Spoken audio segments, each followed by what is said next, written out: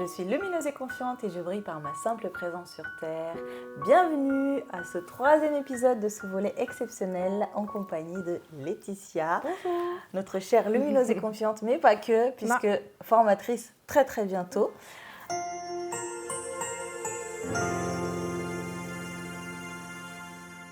Alors, ça fait donc quelques sessions qu'on fait ensemble, donc je suis très heureuse, merci. Également.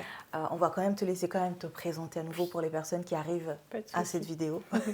Donc bonjour à tous, donc Laetitia, donc lumineuse et confiante. J'ai réalisé la session de formation en 2023, donc la toute première Renaissance, formation lumineuse et confiante Renaissance. Je suis intervenante sociale du coup auprès de jeunes, donc adolescents, donc collège-lycée. Quoi vous dire d'autre? Ravie d'être ici, ravie de pouvoir partager ce moment avec Aberlinda et ravie également de bientôt devenir du coup formatrice lumineuse et confiante. Donc moi je suis Aberlinda Lopez, je suis psychologue, je suis aussi fondatrice de Lumineuse et Confiante et ça fait donc deux épisodes qu'on vous parle de thématiques et aujourd'hui on a une nouvelle thématique à vous proposer et attention vos oreilles. La thématique en question c'est l'amour et on va pas parler de l'amour de façon générale parce que ça serait trop long, il faudrait beaucoup d'épisodes, on verra plus tard. Aujourd'hui on va parler d'amour entre femmes, puisqu'on est dans Lumineuse et Confiante et on parle de femmes. Donc, on va parler d'amour entre femmes. Laetitia, toi, qu'est-ce que tu peux nous en dire sur l'amour entre femmes? Quel est ton vécu de ça? Alors, c'est quelque chose qui est très fort et qui peut tout autant souder, aider à avancer, à évoluer, que malheureusement détruire aussi parfois. Et en fait, j'ai eu la chance, aujourd'hui je peux le dire, j'ai eu la chance d'avoir les deux. Grâce à Lumineuse et Confiante, du coup, j'ai pu un peu reconstruire mon image de l'amour entre femmes, à savoir les relations amicales. Mais du coup, c'est vrai que du coup, il y a un cheminement, en tout cas pour ma personne, il y a un cheminement qui s'est fait par rapport à ça. Super. C'est vrai que l'amitié entre femmes, parce que bon, quand on dit l'amour entre femmes, ça peut prêter à confusion. Hein. C'est pour ça que j'ai précisé. Bien, c'est vrai. Mais il y a cet amour aussi, cet amour sororité. C'est un peu l'idée que j'ai voulu aussi transmettre dans Lumineuse et Confiante, vraiment qu'on constitue un groupe fort. Et je trouve, moi, qu'avec l'âge, plus on grandit, plus cet amour change. Tu vois, parce que moi, personnellement, je faisais partie de ces filles qui faisaient A plus N égale amour pour toujours. Oui, c'est vrai. Le truc amour pour toujours entre femmes, c'était totalement moi. Oui. Et ma meilleure amie s'appelait Naïma, donc A plus N, amour pour la vie. D'ailleurs, coucou Naïma. Et vraiment, j'étais persuadée que cet amour-là, c'était pour toujours et que en fait, rien ne pouvait casser. Une amitié, pour moi, ça ne se cassait pas. C'était pas possible. Et en fait, on se rend compte avec la vie que on prend des chemins différents, on n'évolue pas au même niveau. Moi, pour ma part, mon traumatisme que j'ai eu à la perte de mon enfant m'a éloignée de ma meilleure amie parce que je pense que c'était la seule personne que je pouvais pointer du doigt et enlever. Et malheureusement, elle en a pris. Enfin, notre relation, on a payé le prix. Mais en fait, je pense que plus on grandit, plus on est déçu aussi, malheureusement, de certaines choses. Et du coup, plus on met à une autre place cet amour-là. Mais est-ce que du coup, quand on dit plus on grandit, plus on change, est-ce que ce sont nos exigences aussi qui changent ou... Alors forcément, on est beaucoup plus exigeante, puisque du coup, on a été déçus. Donc on a des attentes, forcément, qui sont beaucoup plus élevées. Et surtout, je pense que ce qui change vraiment, c'est qu'aussi on a d'autres domaines de vie. Quand on est ado, nos seules préoccupations, c'est de raconter à notre meilleure amie ce qui s'est passé avec notre petite amie. Oui, c'est vrai. Quand on est une femme d'un certain âge, qu'on a notre foyer, notre seule préoccupation ne devient plus d'aller voir sa meilleure amie pour raconter ce qui s'est passé avec son mari. C'est pas... Voilà, c'est plutôt... On parle de l'évolution de la vie, du travail, de nos aspirations, de nos valeurs. Et parfois, en fait, il y a un gros décalage parce que les gens ne sont pas au même niveau. Par exemple, s'il y en a une déjà qui est en couple et l'autre pas, par exemple, ça peut créer déjà un décalage. Et je pense que c'est au niveau vraiment des attentes qu'on a des unes et des autres et de la peur aussi la peur de perdre cette amitié fait qu'on va faire des choses un peu stupides quand même. On est un peu, malheureusement, nous les femmes, on peut être un peu possessives en amitié. Oui, et excessives aussi parfois. Exactement. Avec des attentes énormes et on est un peu dans le reproche de non, tu ne dois pas me laisser pour ton copain, tu dois pas... en fait, si, parce que la vie suit son cours, ça fait partie de la vie. Des fois, il faut se séparer pour mieux se retrouver. Enfin, voilà, il y a de ça. Et puis, je pense qu'il y a un autre volet quand même chez nous, les femmes. Hein. On est un peu compétitrices, il y a un peu de ça. Hein. Ça peut nous empêcher de nous aimer pleinement, comme ce qu'on fait dans Lumineuse et Confiante avec cette sororité. C'est vrai. C'est vraiment très dommage. Est-ce que toi, déjà, tu l'as observé ou tu l'as vécu ce type de choses qui vient freiner malheureusement l'amour. La compétition, oui, je l'ai malheureusement expérimenté, mais je pense que même à petit niveau, je pense qu'on l'a toutes un peu expérimenté, ce côté un peu compétitif entre femmes, parce qu'il y a les critères de beauté. Il y a tellement de choses dans notre société qui fait qu'on se sent obligé de se comparer, même si c'est devenu limite inné, entre guillemets, systématique, pas inné, mais systématique. Et en fait, je pense que c'est ce qui crée aussi ça. Malgré l'envie de vouloir créer une relation saine, il y aura toujours ah ouais, mais elle a peut-être fait mieux que moi, elle s'est mariée avant moi, elle a eu un enfant avant moi. On est dans la comparaison. Voilà, mais tout au long de notre vie, parce qu'en réalité, tu parlais de l'enfance, l'adolescence, nos chéris, mais elle ne devrait pas rester avec moi. Mais je trouve que même à l'âge adulte, on est encore là-dedans.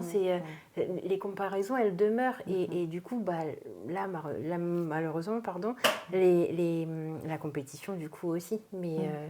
en tout cas, c'est quelque chose que j'ai expérimenté qui a pu quand même me faire souffrir, mais je pense que malheureusement, moi aussi, je pense dans mes propos, dans ma manière de faire, j'ai sûrement aussi blessé. Oui, et ça dépend beaucoup des phases. Moi, comme je disais, que lorsque j'ai vécu mon traumatisme, je l'ai blessée, ma meilleure amie de l'époque, forcément.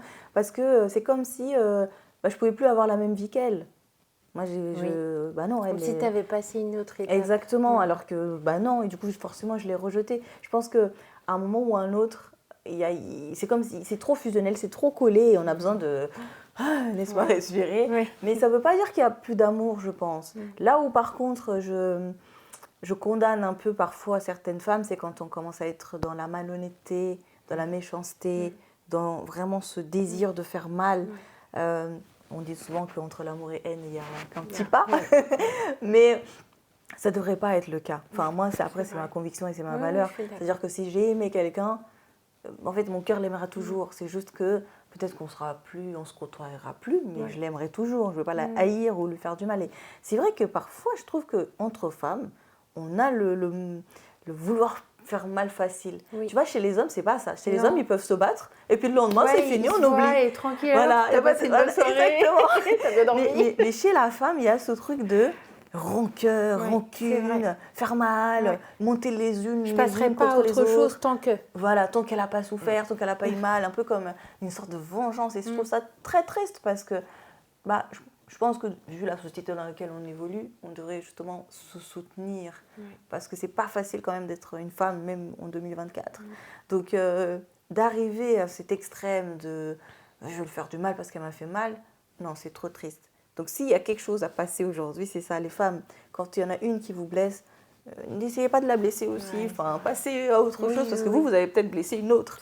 Donc, essayez de passer à autre chose, essayez d'être dans cet amour parce que en réalité, cet amour est sain et tellement puissant, surtout, on le voit dans Lumineuse et Confiante.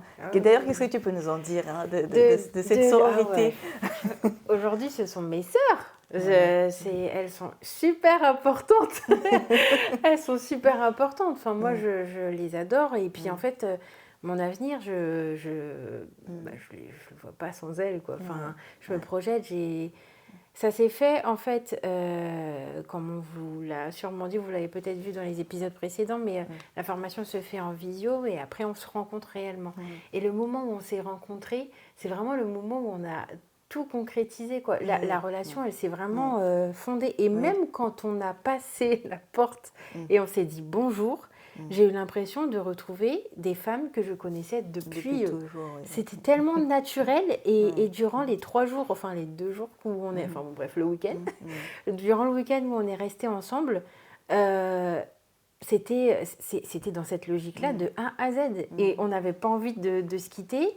Moi, je me rappelle avoir eu les larmes aux yeux, d'ailleurs, quand on s'est quitté. Donc, et là, aujourd'hui, en fait, j'ai besoin d'elles. Elles sont là. Je sais que sur les choses qui m'ont un peu marquée dans ma vie, j'hésite à aucun moment. Et pourtant, ce sont des femmes que je connais depuis, concrètement, 1 an. 1 an, exactement. Mais ça, je pense, sans vouloir me vanter quand même. Tu peux te vanter. C'est aussi quand même grâce à la lumineuse et confiante, dans le sens où on crée un socle commun. C'est-à-dire que vous êtes là toutes pour la même raison, en fait. Vous êtes là pour travailler sur quelque chose, ou plusieurs choses de votre vie. Et ce qui est génial, c'est de réussir à être honnête et authentique dans un groupe de femmes. Parce qu'en fait, on a tellement cette méfiance maintenant que du coup, on a du mal à constituer des sororités, justement, parce qu'on ne dit pas tout, parce que, voilà, quand même, il faut marcher un peu sur les œufs. Il y a un peu le truc de passif-agressif, un peu entre nous, etc. Là, le fait pendant des mois, chaque semaine, où on se réunit et on parle à cœur ouvert, c'est-à-dire qu'il n'y a pas de filtre. On sait que tout le monde va se dévoiler, c'est comme ça. C'est la règle pour que ça fonctionne. Du coup, comme tout le monde s'est dévoilé, forcément, il y a un lien qui s'est créé entre nous. Forcément, un lien qui est tellement fort. Franchement, voilà, je suis la plus heureuse, parce que du coup, forcément, c'est une réussite. Mais c'est pour dire à quel point, en fait, les femmes, quand elles sont sincères les unes avec les autres, quand elles sont authentiques, à quel point c'est fort, à quel point on peut créer des choses incroyables et merveilleuses.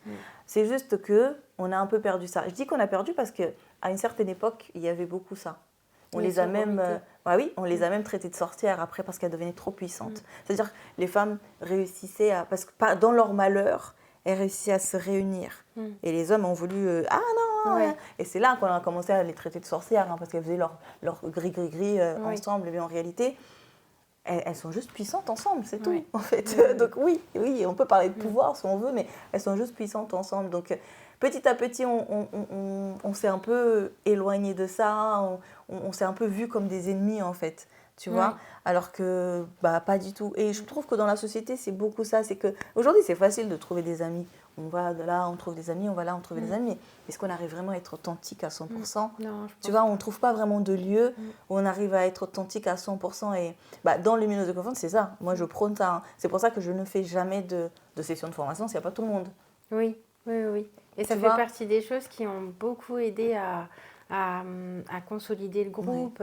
Il y a d'autres exemples, mais lors des visios, chacune, même s'il n'y a aucun lien, on ne se connaît pas, on connaît juste le prénom de chacune, le fait de désigner l'autre pour que l'autre puisse intervenir, ce sont des choses qui sont venues vraiment consolider en fait, notre lien. Et en fait, non, aujourd'hui, moi, j'aime pas dire, je me rappelle, peut-être le mois qui a suivi le week-end, j'arrivais même pas à dire que ce sont mes amis. Je me disais, non, mais c'est pas amis le mot, je sais pas, ce sont mes sœurs, désolée. Enfin, même pas désolée en fait. Parce qu'on a construit en fait cet amour. Je pense que là, et cet amour sincère, authentique, on est authentiques les unes avec les autres parce qu'on a entendu l'histoire de chacune et où on a pleuré ensemble, on a rigolé ensemble, on a été choqués ensemble. Donc forcément, le lien là d'amour est vrai, vraiment. Et encore une fois, dans la société, c'est soit on l'a construit parce qu'on s'est rencontrés depuis toute petite, du coup on a réussi à être authentique. Mais lorsqu'on connaît une personne à partir d'un certain âge, c'est très difficile aujourd'hui d'être authentique parce qu'on a toujours peur que la personne nous trahisse en fait. Ou parte. Voilà, moi, je sais que c'est quelque chose qui m'a beaucoup inquiétée, l'abandon, entre guillemets, à un moment donné. Et avec ce groupe de femmes, vraiment, j'ai aucune crainte. Je sais que je peux leur dire ce que je pense. Je peux leur dire, voilà, s'il y en a une qui ne fait pas les choses, enfin, pas les choses correctement. Je n'ai pas ce statut-là pour le faire, mais... du moins s'il y a quelque chose pour lequel je ne suis pas d'accord, j'ai pas peur de parler, j'ai pas peur de m'exprimer, je sais qu'il n'y aura pas d'incidence. Et même si demain il y en a une qui est en colère contre moi, ou quoi, et ben ce sera sur le moment, mais on va s'expliquer, on va prendre le temps d'échanger. C'est très et sain. ça, c'est hyper sain. Ouais. Et ça, c'est rare. Et c'est exactement juste une ça. expérience trop bien. Ouais, c'est exactement ça. Et en fait, tout ça aussi pour dire que en fait, cet amour-là existe. Ouais. Vraiment. Mais déjà, je pense qu'il faut garder une certaine ouverture. Il ne faut pas avoir cette croyance limitante de croire que les gens sont mauvais. Moi, je ne crois pas que les gens sont mauvais. Je crois qu'il y en a qui font des choix mauvais. Tu vois, par exemple. Oui, c'est différent parce que c'est les associés. Bah oui. Je ne pense pas qu'il y a des bons et des mauvaises personnes. Je pense qu'il y a des choix. Moi, je me considère comme bonne parce que je fais des choix de faire des bonnes choses. Mais pas parce que je suis une bonne personne. Il n'y a pas de bonne ou mauvaise personne. Et déjà, je pense qu'il faut s'ouvrir un peu à ça, un peu plus, pour pouvoir toucher vraiment cet amour. Et les gens qui s'inscrivent dans Lumineuse et Confiante, forcément, à un moment donné, il faut croire en l'humanité. Il faut croire en le groupe. Il ne faut pas venir et se dire « je ne vais rien dire parce qu'on va répéter ». Bah non, en fait, justement. L'idée, c'est de tout dire parce que justement, personne ne va répéter, parce que tout le monde aura dit. Et tu vois, je pense que c'est cette méfiance qui empêche de ressentir l'amour qu'on ressent là dans nos groupes Lumineuses et Confiantes et qui nous fait tellement de bien parce que la vie est déjà tellement compliquée, il y a tellement de complications, voilà, que c'est dommage de ne pas vivre cet amour entre femmes et de vraiment ressentir qu'on est puissante, quoi, tu vois. Et c'est vraiment le ressenti, hein. C'est pas surjoué que de dire le mot... puissance. Enfin, utiliser ce mot, c'est réellement la représentation de ce que moi, en tout cas personnellement, j'ai ressenti. Après, pendant et même là, en ce moment, actuellement, je trouve toujours notre groupe puissant, quoi. S'il y a une chose donc, à retenir vraiment de cette vidéo, c'est l'amour féminin, l'amour entre féminin, est puissant. Et très puissant. Très, très puissant. Et vraiment, essayons de nous ouvrir un peu plus, d'être un peu plus authentique. Quitte à se blesser, c'est pas grave, on l'aura vécu quand même. Je pense que c'est surtout ça. Ce qui nous empêche de vivre l'amour, peu importe d'ailleurs l'amour, c'est qu'on n'y croit plus en fait. Et qu'on est méfiant, on marche sur les œufs. Moi, j'ai toujours vécu mes relations de façon très intense. Alors oui, je me suis brûlée les ailes plusieurs fois. Là, j'ai été très déçue, j'ai été très blessée. C'était la fin du monde, on m'a brisé le cœur. Mais au moins, je l'ai vraiment vécu pour de vrai. Je l'ai vraiment ressenti. Et ça n'a vraiment pas de prix, quoi. Et donc, le cheminement aussi. Je trouve qu'après ça, on se sent tellement reconnaissant de ce qu'on peut avoir, même si à un certain moment donné, comme tu disais, on a pu souffrir de certaines relations. Et ben, c'est un cheminement et c'est un réajustement aussi. Et c'est ça que j'apprécie beaucoup aussi dans cette formation, c'est on réajuste parce que c'est pas seulement on vient chercher quelque chose, on vient rectifier quelque chose en nous, mais aussi on vient rectifier ce qu'on peut faire vis-à-vis des autres. Et ça, c'est juste une mine d'or. Exactement, on vient enlever toutes ces croyances limitantes et on le vit. C'est-à-dire que c'est pratique, quoi. Tu le vis parce que tu sors de là avec d'autres relations. Exactement. Donc forcément, du coup, tu restes un peu plus ouverte et tu peux d'ailleurs aller vers d'autres relations. Oui. Forcément. Oui, et de manière plus saine. Exactement. En tout cas, moi, je t'aime. Ah, moi aussi, je t'aime beaucoup. C'est spécial amour. Il faut qu'on se le dise. Moi aussi, je vous aime. On s'aime. Et à toutes les lumineuses et confiantes, Renaissance 1, bien sûr, on vous aime. Et toutes les lumineuses et confiantes et toutes celles qui vont devenir lumineuses et confiantes, on vous aime. Et vraiment, on vous aime. Et je pense que pour s'aimer pleinement, il faut quand même aussi aimer les autres. Ça va dans les deux sens. Il faut s'aimer pour aimer les autres, mais il faut aussi aimer les autres pour s'aimer pleinement. Je suis d'accord. Voilà. Donc sur ces belles paroles, on vous dit à très très très vite pour un nouvel épisode. Prenez bien soin de vous. Et d'ailleurs, je vous rappelle, les prochaines sessions Lumineuses et Confiantes vont arriver. Et Laetitia est bientôt officiellement formatrice, donc elle va pouvoir être peut-être votre formatrice bientôt. Donc n'hésitez pas à nous contacter pour vous inscrire. Ce sera un vrai honneur, en tout cas. Voilà, prenez soin de vous. À bientôt.